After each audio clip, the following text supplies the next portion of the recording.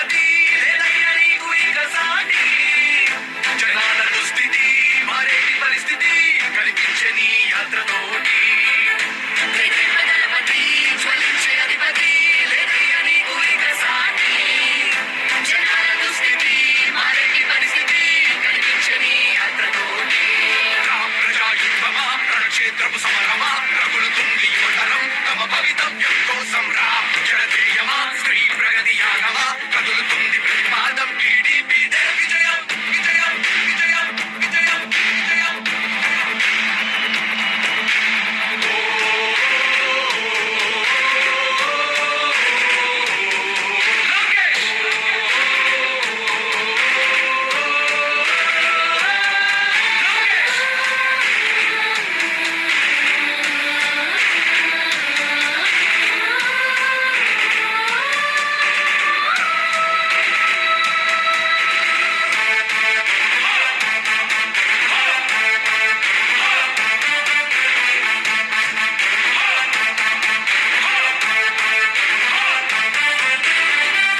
స్వతంత్ర భారతావని శభాషనే తీరుగా ప్రతి గుండెను కదిలించెను నీ పాదయాత్ర సైనిక.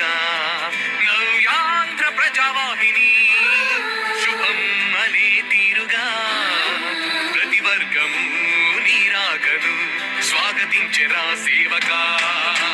తెలుగువాడి ఆత్మగౌరవం సయ్యద్దు ఉంది నీతో పయనించడానికి.